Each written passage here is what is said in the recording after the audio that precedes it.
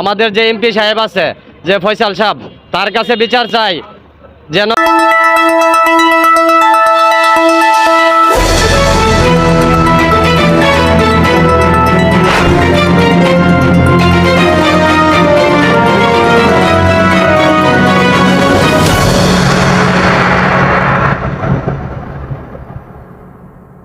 আমার নাম মোহাম্মদ সাইফুল ইসলাম।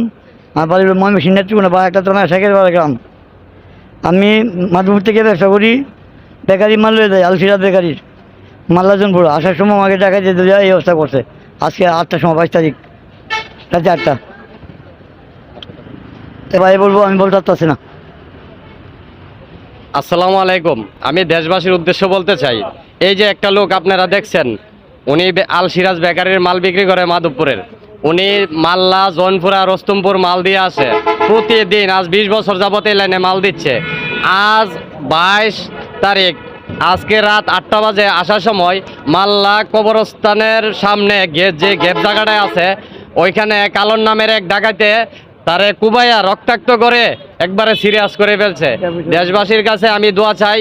আর মাধবপুর থানার আমাদের যে এমপি সাহেব আছে, যে ফয়সাল সাহেব, তার কাছে বিচার চাই যেন এই ভিকটিমের যে অপরাধী কালন ডাকাত, তার যেন অতি তাড়াতাড়ি শীঘ্রই গ্রেপ্তার হয় আর তার যেন বিচার হয়, সুষ্ঠু বিচার হয়, আমরা এই প্রত্যাশা করছি।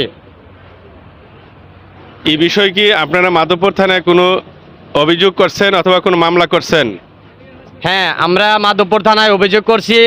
আমরা এই যে হাতে কাগজ আছে, মামলার কাগজ আছে, অভিযোগ করছি।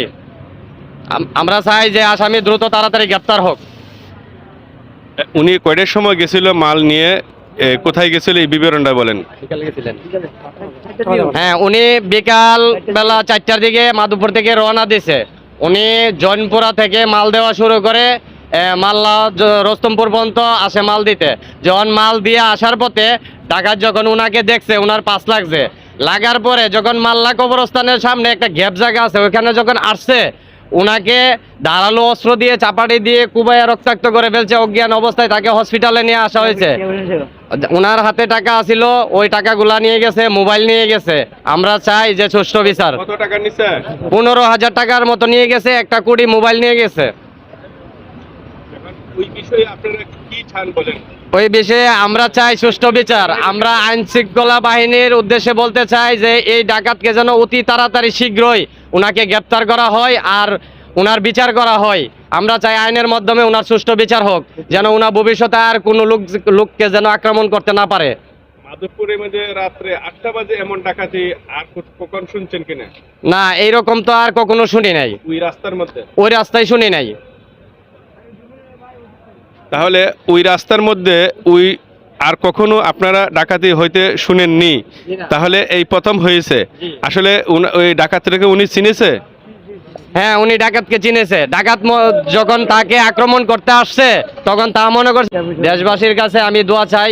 আর মাধবপুর থানার আমাদের যে এমপি সাহেব আছে, যে ফয়সাল সাহেব, তার কাছে বিচার চাই যেন এই ভিকটিমের যে অপরাধী কালন ডাকাত, তার যেন অতি তাড়াতাড়ি শীঘ্রই গ্রেপ্তার হয় আর তার যেন বিচার হয়, সুষ্ঠু বিচার হয়, আমরা এই প্রত্যাশা করছি।